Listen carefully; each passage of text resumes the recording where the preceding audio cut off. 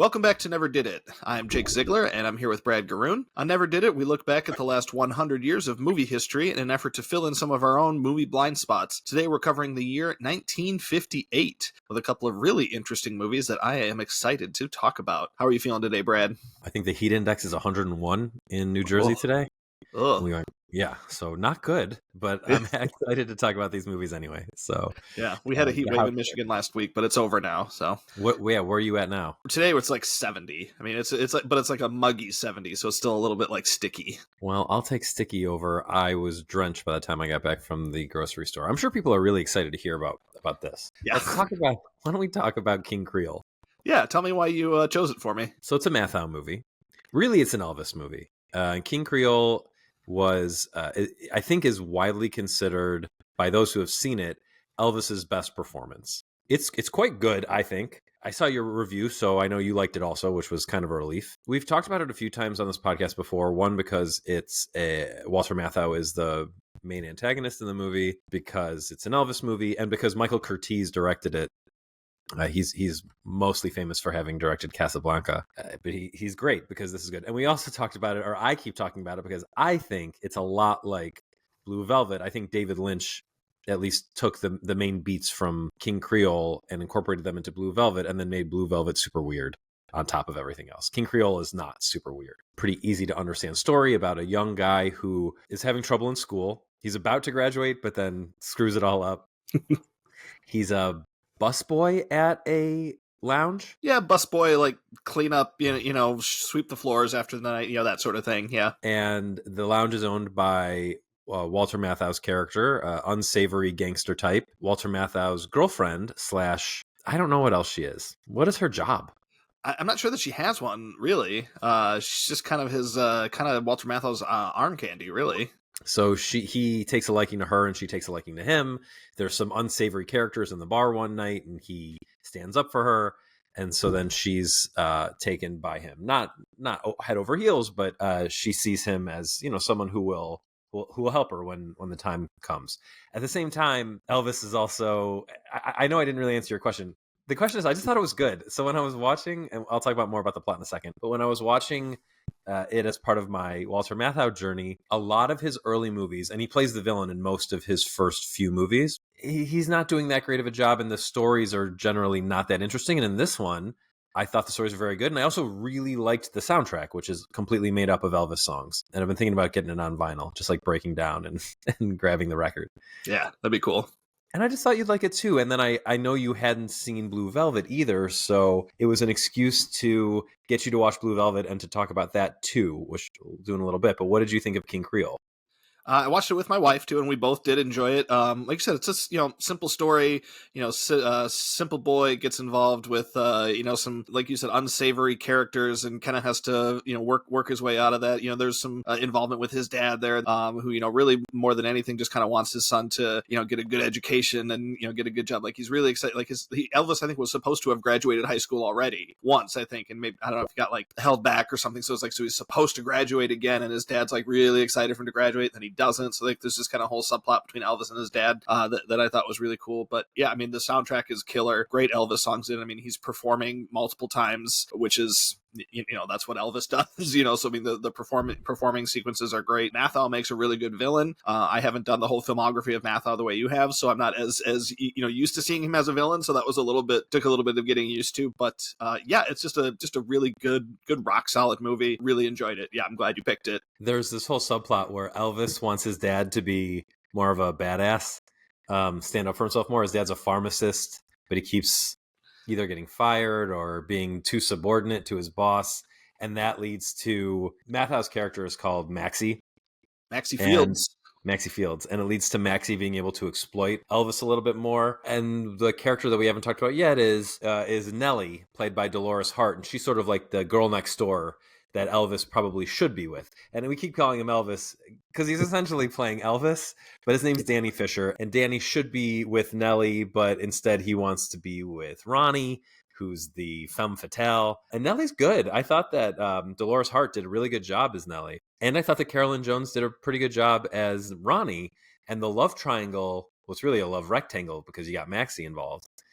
It's interesting, and that's sort of what plays into Blue Velvet. But before we get into Blue Velvet, yeah, I just thought everyone was pretty on their game. It's funny because Vic Morrow's in this as one of the henchmen for Maxie. And Vic Morrow pops up later in Matthau's filmography as the rival baseball coach in the Bad News Bears. Oh, really? Yeah, so Well, that's a like fun little, yeah. and 20 years apart, which is pretty cool. I love stuff like that, and that pops up a few times in Elvis's not Elvis's filmography. Elvis's filmography was quite short, and this is the only Elvis movie I've ever seen. Have you seen any other Elvis movies? If I have, it would have been probably a long time ago. Like I feel like maybe I saw Jailhouse Rock, maybe back in the day. But yeah, if I did, it's been a long time. Certainly not. I don't think in the Letterboxd era I would have seen any. So it's been a long time if I have. It's interesting too because if this is the best one, why are we bothering with the other ones? Right. That's a problem with when you start with the peak. Or the reputational peak. What's the point of doing the rest? Yeah. Probably for the music. There's probably a couple other, a handful of other good ones that would probably be worth watching. Yeah. Anyway, I like this. I think it's really worth checking out. The story's interesting. That final scene where I won't say what happens, but there's a scene outside. So this is a New Orleans-based movie, and I think it was shot on location, at least the opening scene, because there's a very cool opening where people are peddling their wares on the streets of New Orleans. And there's one scene at the end of the movie that takes place outside of the city that's shot in a very cool way. Won't spoil it because it's pretty tense. But yeah, it's just like a lot of cool things like that I didn't really expect out of a 1950s movie featuring Walter Matthau, because none of his other movies in the 50s are all that interesting. Like they seem to be sort of like pet projects for Kirk Douglas or for Robert Egan or Burt Lancaster, and they're all like kind of not B movies, but they're not the movies that these big leading men were known for. And Matthau got pulled in to be like the less good looking foe. And in this one, like anyone's going to be less of a heartthrob than Elvis. He's Elvis. Right. What are you going to do? Yeah. Right. And this is peak Elvis too. I was just really taken by how good it was given what was happening around that time in Matthau's career and in Elvis's career, frankly, because his movies were generally regarded as being kind of medium and he wasn't thought of as a good actor. Yeah, and I really like that you mentioned the opening scene. I like that opening scene a lot too, because it really puts you in, to the New Orleans environment right away without like really introducing any of the characters or anything right away, but it introduces you to the location right away, which I think is really important in the movie, just kind of where they are and just the kind of the music and how the music is important in the city and the location and why it's important that Elvis and it's funny that he's reluctant to be a singer. Like the character is reluctant. He's very good at it. You can tell right away. Someone makes him one of those characters in that opening bar scene when he first meets Ronnie, kind of forces him to sing, and he's reluctant to do it. But of course, he's Elvis, like he's really good at it. But it kind of introduces, how like the music is important to the city and why that's going to be a big part of the plot and what kind of drives the narrative forward. So it's really an effective opening sequence. I really like how that kind of set things up. It made me think of a Disney movie in general. Like older Disney movies did stuff like that. Even just like even if you take an animated one, I was thinking of the non-animated movies, but if you take an animated movie like Beauty and the Beast and the song about Belle giving you an idea of what her provincial town is like, or even like The Princess and the Frog, which takes place in New Orleans, there's a lot of attention paid to the city as a character. What movie? Oh, I was watching Babes recently. That's for a different video, but one thing Babes does that's interesting in the beginning is I was like, oh, this is going to be a female Woody Allen movie because New York is very much a character in the movie. Yeah. and New Orleans is very much a character in The Princess and the Frog and in King Creole, which, I'm with you. It's great that they did that. And it made, I think, like I said, the ending much more stark because it takes place outside of the trappings of the city and it feels desolate and dangerous. Yeah, definitely. There's just, there's a lot to like about this movie. Like I said, Michael Curtiz had, he directed a lot of movies, but then, this is about 15 years or so after Casablanca. So obviously he'd been well established by this point as top tier director. So, he knows what he's doing. This is a well-directed movie from start to finish.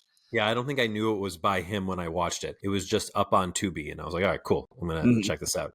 Now, if you watch this, it's on Pluto, so that's too bad. It's a lot of commercials on Pluto, but it's also on Amazon if you want to plop down $3. So yeah, I watched it on Pluto, and there were commercials in it, but I didn't think it was too obtrusive. For free, it was okay. Right. Well, you're the one who's always complaining about how there's too many ads on Pluto. Was it Pluto? I thought it was Plex that I thought was too many commercials. I won't even bother with Plex anymore. I think that's why I stopped. Yeah, I stopped with Plex. Pluto I thought was okay. Maybe it was Plex that I had the issue with. Okay, fair enough. Plex also tells you that there are movies available that aren't, the same way that Mubi does. I hate both. Like if you search on Google, it'll bring up And it's probably like a smart business move by them, but it's a really irritating thing for the user. Yeah, it drives traffic to their site, and then people just get mad.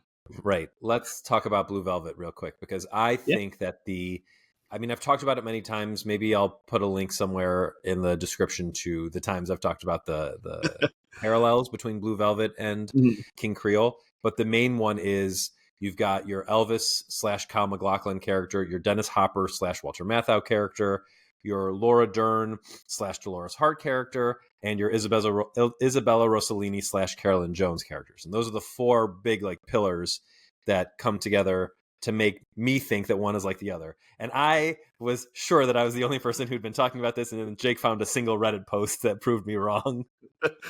One other person, yeah. But me and that person found the parallels. But you finally watched Blue Velvet, and we're not going to do a whole Blue Velvet review. But yeah, tell me what you thought, because we actually kind of fall in the same place on Blue Velvet, I think. Yeah, hot take. I think Blue Velvet's kind of bad, and a lot of it doesn't make sense. But there are certainly some parallels here. It's a little bit different. I mean, Blue Velvet, it's not the male character who's the singer; it's the female character who is kind of trapped into being a singer at the club. The characters, the Dennis Hopper character and the Walter Matthau character, I think have a similar aesthetic. I think the Dennis Hopper character is pretty dumb and played way. I hate the way Dennis Hopper plays it. I know a lot of people love this character, and he's got some famous lines and everything, but I think it's way campy and like way over the top, and like really takes you out of whatever is going on. I mean, just what he does. I think Matthau, the Matthau version of this, I know it's not the same character, but like the way Matthau plays the mob boss character, whatever, I think is much more effective in being like intimidating. And so I mean, there's certainly some differences in it. I don't think I would have really noticed so much if you hadn't pointed it out, also because I hadn't seen Blue Velvet, so I maybe wouldn't have noticed. But yeah, I mean, I could certainly see some similarities, just with the main difference, like I said, being the singer, who the singer is kind of is switched in Blue Velvet. The things that I found outside of just like the main structure of how the kid has these two women to juggle, one who's definitely the person he should be with, and one who's the person he's more drawn to, and the person he's more drawn to is going to bring him into danger, is that it's generally about a white picket fence situation that a guy could have in his life, and his rejection of it. Yeah. And his rejection of it almost getting him killed. So in Blue Velvet, it's finding the ear and then that leading him into all that craziness. The big difference being, for me, that there's Elvis's dad in King Creole is a big part of the plot and Elvis's motivations, and there's nothing like that in Blue Velvet. I also think Blue Velvet is overrated. I don't know that I think it's bad. I don't think it's bad, but I watched it and I was like, I'm very surprised that people get really worked up over this. And I'm generally, I think, more into Lynch than you are. Yeah, that could be true. I mean, like, I've taken the time to watch all of Twin Peaks and all of his cartoons and all that stuff. I haven't done that, so. The movies you don't like are also the movies that I like less. So we're sort of in the same place. Like I think Lost Highway is less good. I think Blue Velvet is less good. I also can't get behind Inland Empire like that. I think that movie is bad. I think it's bad on purpose, but that still doesn't make it fun for me to watch. Yeah, I don't get that as a justification. They're like, oh yeah, it's supposed to be bad. Like, well, I'm not. I don't buy that. Right. I buy it. I just don't like it. I dislike it. Yeah, I just don't get behind it. Yeah. There are things in Blue Velvet, though. There's enough in Blue Velvet that I thought was really interesting, like the scene in the scummy drug house scene where Dennis Hopper is grilling different people and getting mad at them, and as a way of intimidating Kyle MacLachlan. I thought that scene was pretty cool. But yeah, some stuff really doesn't work for me. Like I love Dennis Hopper regardless, but it did feel like he was doing just something wild. I'm sure he was supposed to be doing something wild, but it was just. I was like, what is the affliction that you have? What is going on? I think it's the thing that he's inhaling that is, making him act all crazy. But yeah, there's a lot of the movie, a lot of the character motivation just seemed like it was just written that way, and that's why the characters are doing it. Whereas in King Creole, the character motivation seemed a lot more concrete. Like, this is why Elvis is doing, or the Danny character is doing this. This is why Maxie is acting this way, and I understood it a lot more. Whereas in Blue Velvet, it's more like, okay, Laura Dern and Kyle MacLachlan are saying "I love you" because it's time for them to say that in the screenplay, and I didn't buy a lot of that at all in Blue Velvet the same way I did in King Creole. And like you said, they're it's more like they took ideas from it and like the bones of it. It's not a straight remake or anything like It's that. not a remake at all. It's not At in all. any No, no, I way. don't want to make sure we're not giving like that kind of impression of it or anything. But I don't want, because I don't want to I don't want to sound like I'm comparing them that directly. But that was my problem with Blue Velvet, like versus something like King Creole, where the characters felt a lot more lived in, versus Blue Velvet, which seemed to just a lot more atmospheric, and like the character actions were more to service a story. It's interesting because it's probably unfair to say, okay, let's compare David Lynch's first major attempt to make something truly his own with one of the last movies by one of the greatest directors of all time. Right. Not really fair. But Mm-hmm. it is interesting to see, like, to look at Lynch's career in that he made Eraserhead, which was strange, but people really liked. Like, Mel Brooks liked it enough to fund The Elephant Man. Mm-hmm. And then he made The Elephant Man, which was amazing, but very straightforward. And then he made it one for the studio that was totally panned in Dune. And so then he gets Blue Velvet and he's like, I'm going to really do what I want to do. And what he wants to do clearly resonates a lot with a lot of people, not us. Yeah. And then after that, he pulls it back a little bit again because he does Wild at Heart, Yep. which I think is one of his best movies. And it's also one of his least discussed. Mm-hmm. But Nicolas Cage was just a perfect fit for a David Lynch movie. Yeah. So I don't know. I mean, it's probably not fair to compare them, but I just think when you take those beats, and I do not believe that there was no DNA from King Creole in Blue Velvet. How could we help but compare? That's what we do. We're Yeah. on a podcast. All right, well, let's compare King Creole to one of its contemporary movies, Touch of Evil, which Yes, you let's recommended do for that. me. So yeah, you love this movie. Tell me why. I do. I love everything about this movie. I love it from start to finish. I was introduced to this movie by another movie that we haven't reviewed on the podcast, but I know we've talked about before because we both like it. Get Shorty. There's this great scene in Get Shorty where John Travolta walks in. It's when Rene Russo's standing up on that balcony, and Travolta walks in. He's like, "Oh, hey, would you like to go watch Touch of Evil? See Charlton Heston play a Mexican?" And he's just like so excited about it, And he's like, and Rene, she doesn't even answer him right away, and he's just, that's okay, another time. And then it even cuts to the next scene, and he's sitting there watching it, and you see the end of Touch of Evil, and she walks in on him, and Travolta's just sitting there, and he's like doing the lines along with the movie. And then one of my favorite Travolta moments, I know we're not even talking about Touch of Evil yet, but I love this moment in Get Shorty so much. After Touch of Evil ends, he like just taps this person on the shoulder next to him. He's like, "Oh, great, huh?"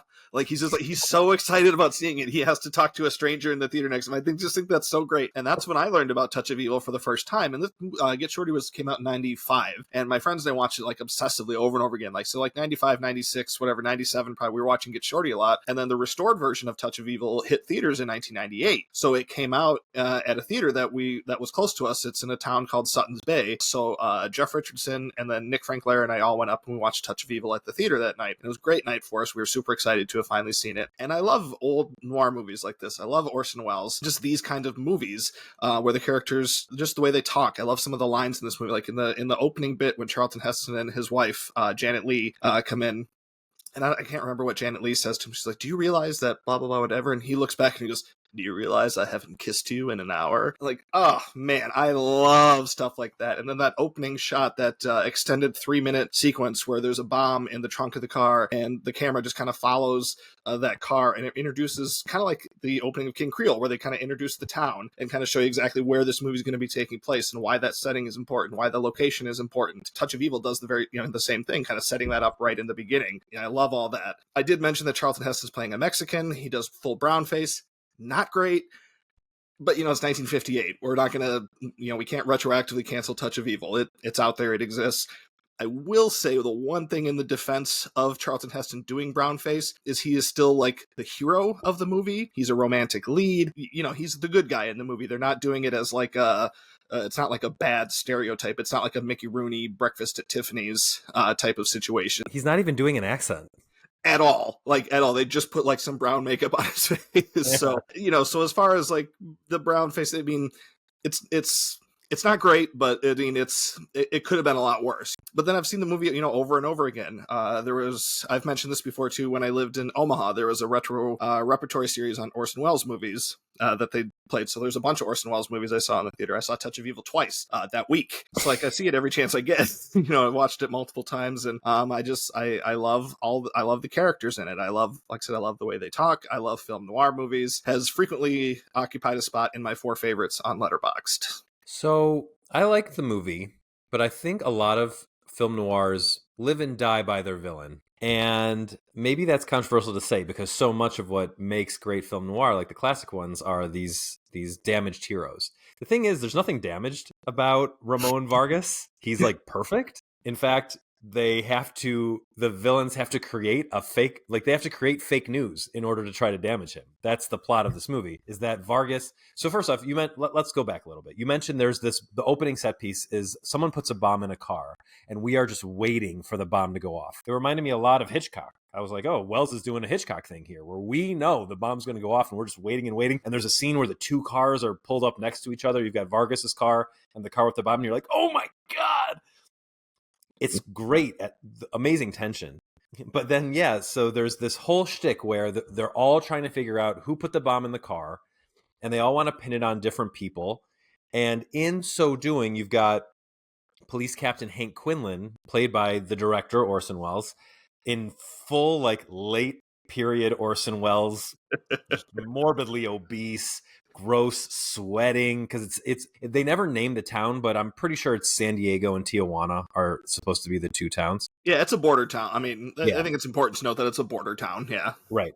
Well, the border plays a big role because at different points, I didn't know if we were in Mexico or California or Texas or wherever.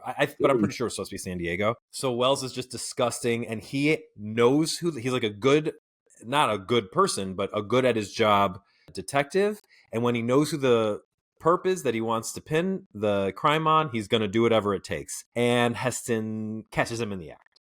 And so then the movie shifts to be from being about catching who did the bomb, that actually becomes completely unimportant, to this battle of wits between Quinlan and Vargas, played by Wells and Heston. But Heston, like, to me, I won't call him a Ricky Stenicki because he can't do anything, but he can't do everything.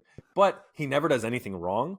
And so in order to delegitimize Vargas, Quinlan and this mob boss played by, was that Akeem Tamaroff? Yeah, I think so. That sounds right. Who's great, but also brownface. Him and this mob boss, they sort of like blackmail each other into deciding to blackmail Vargas and his wife Susie, played by Janet Leigh, to make it look like she's a drug addict. So the plot, I mean, it's great. Like, what a cool idea for a plot. My issue was Wells just seemed so, and he plays the role with full commitment, but I just never found him to be like it never felt to me like the villain had one up on Vargas. To me, Vargas was always like pretty much in control of the situation. It never seemed to be a question of whether or not Wells would get his in the end. I was like, I don't know. I think maybe for me it was just like I wasn't super satisfied in the end because it just seemed so inevitable that the good guy would triumph. Mm-hmm. Whereas like, we watched for this podcast, we watched Night in the City, where it wasn't inevitable that the good guy would triumph, and then spoiler alert, he didn't. Right. Mm-hmm. And that's probably at least something to Charlton Heston being the main star. Whereas like Charlton Heston, of course, he's not. Of course he's going to win. He's Charlton Heston. He's a bigger star than the people were the main actor who was in Night in the City. Right. So I think that expectation kind of takes on a life in a movie where Charlton Heston is the main star versus someone who's not as big of a star as Charlton Heston was. That makes a lot of sense. But we criticized The Rock and Jason Statham and Vin Diesel for doing this now. And I think it's fair to criticize Charlton Heston for not just playing a Mexican, but for and I'm not saying to cancel the movie. I think people should watch this movie. There are some great shots, some great scenes. Janet Leigh is a little bit too much damsel in distress, but what are you gonna do? It, like you said, it's Charlton Heston. No lady's gonna steal his spotlight. That's right. I recently watched Earthquake, which is a big disaster movie from the 70s starring Heston. And, well, wait, hold on. Now I'm going to argue with you a little bit because I watched Earthquake, and spoiler alert for a terrible movie, Heston dies in the end of Earthquake trying to save his ex-wife, and they both drown, and that's the end of the movie. Wow. Yeah, so maybe, I mean, look, he was more of a big star in the 50s than he was in the 70s, and Earthquake stinks. Yeah. But he did eventually learn to take his L's. Mm-hmm. Yeah. Well, maybe it took him a little while longer to learn after work. Maybe working with Orson Welles taught him something. Yeah. Let's talk about Orson Welles for a minute, because I've only seen a few Orson Welles movies now, and 3 of the 4 Orson Welles movies I've seen are movies that you've suggested for me on this podcast, where they were Citizen Kane, F for Fake, Touch of Evil, and then I watched, actually very apropos for this episode, because it's called Hopper Welles, and it's just a 2-hour conversation between Dennis Hopper and Orson Welles. Oh wow. It's very cool. I mean, it's basically a podcast, Yeah. but it's filmed, and Welles never appears on screen. Only Hopper does, because they were filming this to be used in. I know you don't like the movie, but it was one they just released. Something of the Wind. Oh yeah, The Other Side of the Wind. Other Side of the Wind. Oh my gosh, it was painful to get through. It was So really. I have to watch it now, because I watched Hopper Welles. You should, yeah. And I meant to watch it before this, but I didn't get to it. But the idea is that Hopper is essentially, or not Hopper, Hopper's playing himself, and he plays himself in The Other Side of the Wind. Mm-hmm. And Welles is doing the John Huston role, but off screen. So sometimes Hopper will call Welles Jake, because that's John Huston's character in The Other Side of the Wind. But it really, I mean, you listen to the conversation, it's just Orson Welles, yeah, like poking at Dennis Hopper about whether or not he's doing enough to get his political ideas to take hold in American culture. He's like, was making Easy Rider enough? Because this conversation happened right after Easy Rider. Or should you be out there, like on the talk show circuit, talking about anarchy and communism and things like that? And Hopper's like, I just want to smoke weed and live in the mountains. The most Dennis Hopper answer there could be. Yeah. Yeah, it's pretty funny. Well, Hopper's also, you can tell he's like a little worried about being harassed by the FBI. So there's certain things he's not saying so that won't happen. It's really interesting. I'm going to send you the link. Yeah. It's pretty interesting. It has. I don't think it's been released in any kind of a real way. I know it's played in theaters. I found a link. I'll send it to you. Yeah, it'd be cool. And well, if you're going to watch The Other Side of the Wind, there was a documentary on Welles that came out right around that same time. It was like a big deal for Netflix when they finally were going to play The Other Side of the Wind. There's the documentary They'll Love Me When I'm Dead, which I think is actually very good and a really high quality documentary. And they came out around the same time. I don't think it's really particularly linked with The Other Side of the Wind. They just came out around the same time, and I think they're both worth watching. Since you've watched that and you've done the Welles, repertory run and things like that, because I don't know that much about him, what precipitated him going from leading man to morbidly obese villain? Well, I mean, number one, he wasn't as big as he was in Touch of Evil. I mean, there's a lot of like padding and makeup. It's obvious. The makeup's actually not great. Right, yeah. I mean, it's not great. I mean, there's a lot of padding, like camera angles in Touch of Evil to make him look even bigger than he was. But it's really not even a complicated answer. It's just that he was difficult to deal with. And the studios, even after he had the creative control in Citizen Kane, which is still a miracle that ever happened for someone at his age and his stature. And I think it was after, he had done like The Magnificent Ambersons and Lady from Shanghai and some of those. I think that studios were just kind of tired of dealing with him and that he was difficult, and they didn't want to really kind of promote his movies as much. Like Touch of Evil was like the second part of a double feature. It wasn't, it didn't play like, it wasn't like a, here's the new Orson Welles movie, go see it. I mean, it was kind of buried when it came out. So it just kind of, I think, Welles didn't want to play the game. He wasn't part of, kind of that inner circle of Hollywood people. And I think that's just kind of what happened to him. He kind of played himself out of the game. And Touch of Evil, I think, was the last movie that he made kind of within Hollywood, actually. And I think people just didn't want to deal with him. He was, difficult and coarse. It's interesting that so much of Welles' career and his place in like the Hollywood tier list has come so long after the fact. Yeah. You hear him in, I can't wait for you to watch Hopper Welles, because you hear him in that talk about how, so Hopper is talking about how, he's been part of the Hollywood system. He was in True Grit, which we talked about recently. He was a well-known actor, and then he made this big movie, and it's not like an independent movie in the way that we think of independent movies now. Like, it got a major release. It was just so different from everything else that was going on. But you hear Hopper talk about how he, he's doing different things, and Peter Fonda, or not Peter, Henry Fonda hates him, and he actually craps on Jane Fonda during it, even though him and Peter Fonda were good friends. Yeah, it's very funny. But Welles goes, I'm politically unpopular, and Hopper goes, yeah, but you're a fascist. It's like a different thing. But it's interesting because Welles did see himself as an outsider, even though his opinions weren't what made him an outsider. It was his attitude that made him an outsider. I actually do recommend Touch of Evil, even though I don't have the attachment to it that you did. And Noiric is tricky because sometimes this dialogue is tough to deliver. Donald Sutherland died this week, so we, in my house, watched a pair of Sutherland movies. We watched MASH, which was terrific. And, Robert Altman is hit and miss, and it's very much like in the Altman style, but this was a lot of fun until the last 20 minutes that are just a football game that feel like they don't have any place in the movie. And then we watched Clute. And speaking of the Fondas, Jane Fonda is the one in this noir doing all the noirish lines.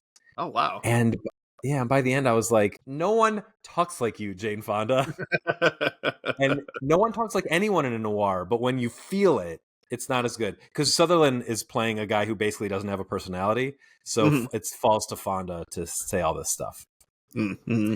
Anyway, I bring that up because Heston, a lot of his lines are like very cheesy, and the interactions between the two of them are like very heightened. And that style's, I'll admit it, that style's not going to work for some people. Yeah, they're going to watch it and be like, I can't listen to this. It just works for me. I love it. I love Marlene Dietrich in this movie. She has a really small part, but yeah, what's she doing in this movie? Yeah, I was like, what is happening with this character? So she's barely in it. Now, granted, this is like near the end of her career. Mm-hmm. So, okay, that's why it's such a small role. But Marlene Dietrich like didn't age. She looks the same in Touch of Evil as she did in The Blue Angel, basically. Yeah. Incredible. It's wild. And I know, and if you've seen Witness for the Prosecution, like she can do a lot character-wise. And she does in Touch of Evil. But I'm watching it and I'm like, what was the pitch to her? Yeah. What did they tell her this character was? Oh, you're going to be someone who's a little bit sympathetic to the villain, but ultimately not. But you're really just here so you can give the final line in the movie. Mm-hmm.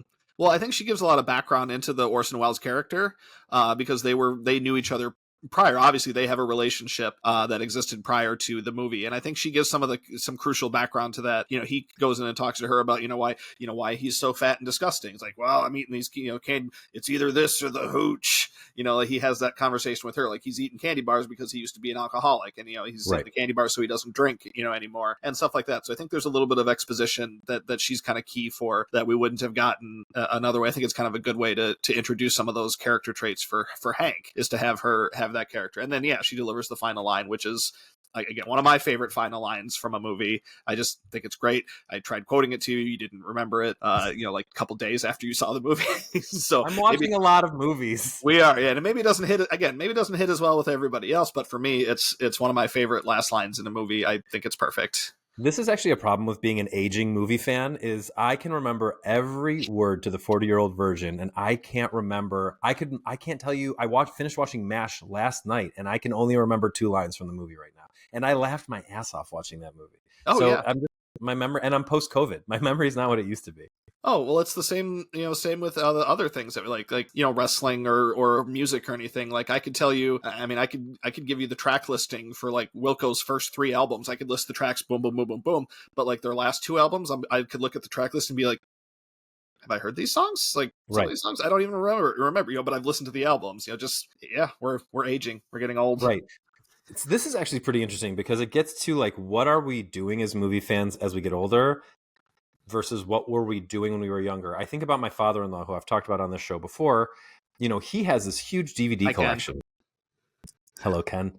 He has this huge DVD collection, and I wonder, like, and now granted, his memory of movies is wild. He knows like what year every movie came out that he has, and like I was saying, he asked earlier today, what are you doing on the podcast today? And I said, Touch of Evil, King Creole. He's like, oh, that's 59, right? I'm like, it's 58, but that's crazy. Yeah, that you were so close. I can do that. Right, but can you do it with new movies? Can you do it with movies from the last decade? I don't know. Should we test it? Well, we could, sure. What year did Hobbs and Shaw come out? 2019. Okay, we're gonna do 3 of these. Okay. Yes. Okay. Good. 2019. You nailed it. Nice. All right. Next, G.I. Joe: The Rise of Cobra. 2013. 2009. Ah. Now, did you say 2013 because G.I. Joe: Retaliation came out in 2013? Yep. There we go. Because I actually watched those movies. And what's funny, too, is I watched those movies somewhat recently because somehow my kid got it in her head that she wanted to watch them. So I have seen both Rise of Cobra and Retaliation within the last probably 6 months. Oh, that's not great. No. Okay, and we'll finish with Terminator 3: Rise of the Machines. 2003. What about Terminator Genesis? 2015. Is this Genesis? Or is Genesis 2019? Is Genesis No, you're right. No, Salvation is 2019. Or Dark Fate, sorry. Dark Dark Fate. Fate 2019, yeah. Salvation is 2009, Genesis 2015, and then what was the last one? Dark Fate. Dark Fate, yeah, it's 2019, yep. The one that people said was better, and it's like, is it? I mean, come It was on. okay. It has Mackenzie Davis, and that automatically adds a star. But Yeah. Let's talk about our top movies of 1958. Let's go. I watched an extra movie so I could have a top 5 of 1958. Good. Also because I was surprised you didn't give me Vertigo for 1958, which I also hadn't seen, but you have this relationship with Touch of Evil. And that's why I did it. Yeah, I mean, Vertigo, of course, is that'll be on my list here in a minute. But yeah, I mean, yeah, Touch of Evil is one that I'm more excited about talking about. I mean, Vertigo has been talked about to death. I mean, what else could I possibly add to Vertigo? Yeah, Touch of Evil is just a personal favorite of mine. Well, and now in hindsight, I'm glad you did, because I also have much more to talk about Touch of Evil than I do with Vertigo. As much as I thought Vertigo was interesting, I kind of was surprised at what I watched because, well, we'll get to it when I get to it on my list. How about that? Okay, so I have a top 5 and I have 2 honorable or dishonorable mentions. I actually want to just complain about a pair of movies real quick from 1958. Let's do it. I watched them both because they were in the Matthau run. So Matthau had 3 movies come out in 1958: King Creole, Voice in the Mirror, and Onion Head. Now, I've talked about these movies before, but just real quick. Onion Head was so bad that it ended Andy Griffith's movie career and banished him to television for the rest of his career. It was that bad. And that's coming off of another movie he did with Matthau, A Face in the Crowd, which was very good, and he was very lauded for it. Mickey Rooney. I keep calling him Mickey Rooney. Andy Griffith. I have Mickey Rooney on the brain because I just watched Babe Pig in the City, which is an insane movie. And then Voice in the Mirror, which is just one of the most boring movies I've ever seen, starring Richard Egan, about the beginning of Alcoholics Anonymous. Oh, yeah, I've heard you talk about that one, yeah. Yeah, okay. So my number 5 of my top 5 movies of 1958 is Ride a Crooked Trail. Excuse me, Matthau had 4 movies in 1958 because Ride a Crooked Trail is also a Matthau movie.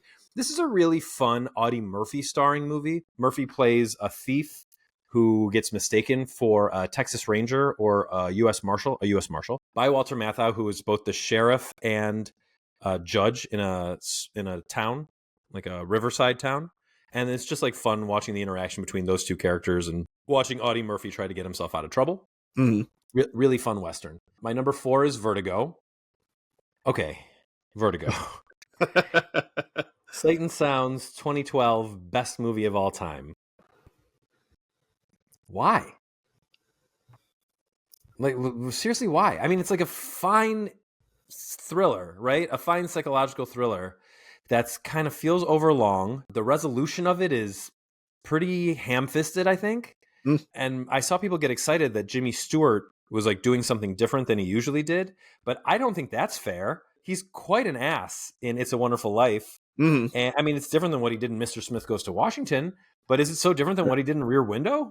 I mean, Rear Window is way better than Rear Vertigo. Window's pretty great, yeah. Even in The Man Who Knew Too Much, Jimmy Stewart is doing kind of like an edgier performance. So I don't know. As I'm watching Vertigo, I thought, well, it looks amazing. They make San Francisco look like I've never seen it before. But beyond that, I don't know. I just didn't get it. I'm reacting to the fact that I was told by a ton of people it's the best movie of all time. I don't know. Not for me. My number 3 is Touch of Evil, which we've talked about at great length. Good noir. That for me has a few little holes in it. My number 2 is Akira Kurosawa's Hidden Fortress, which is what George Lucas has said was the influence for Star Wars. There's a little bit of that. Like you can see who R2-D2 and C-3PO are. There's that one shot where you're like, oh, yep, there it is right there. Like you can totally see it. Yeah. Yeah. But beyond that, not so much. But if you're a fan of Kurosawa, if you're a fan of Toshiro Mifune, it's a great movie. You know, it's a great samurai movie. He did those so well, and this one is a great example of it. Yeah, it's long. It's over 2 hours, almost 2.5, and it doesn't have the same staying power as like Seven Samurai or Ran or Yojimbo. Anyway, that's my number 2, and then my number 1 is King Creole, Michael Curtiz's amazing story of youth lost. My number 5, I've got 5 movies on here, and other than the 2 that we talked about on the podcast today, the other 3 I didn't have ratings for on Letterboxd because it's been a while since I've seen all 3 of them, but I felt comfortable including them in the top 5 because I feel like they're quality enough where if I watched them today, I wouldn't bump them off my top five. And my number 5 is The Hidden Fortress, which you mentioned. I haven't seen this since college, but yeah, I have strong memories of it and feel like it's a good movie. Comfortable with it being there. My number 4 is King Creole. My number 3 is Touch of Evil. Number 2 is a movie I'm assuming only isn't on your list because of a release date issue, but it didn't come out in the States until 1958, and that's Bergman's Seventh Seal. Another one I haven't seen. I think we talked about that. I love Seven Seal. I know you do, yeah. So I figure that's why it's the only reason, because I think it's on Letterboxd, it says 57, but it came out in the States in 58. Another one I haven't seen in a very long time, but obviously it's The Seventh Seal. Man, it's great. My number 2. And then I have Vertigo at number 1 because, again, it's been a long time since I've seen it. I remember liking it more than, what you've talked about. I remember it being pretty great. I love Jimmy Stewart. Love the movie. That's how I remember it. So I have Vertigo as my top movie of 1958. I just don't believe that he would so thoroughly fall in love with Kim Novak in that way. I don't buy it. I know everyone was falling in love immediately in movies from the 50s, but give me a break. Twins? Yeah. And they're not related? Yeah. What is happening? Well, my wife has never seen it, so it's kind of been on our list of because she's been wanting to watch more Hitchcock movies. So it's been on our list for a little while. I do owe it a rewatch fairly soon. So we'll see if see how it goes. Fair enough. All right. Thanks for spending time with us this week. We will be back with a trip to the 80s, and then here's the outro.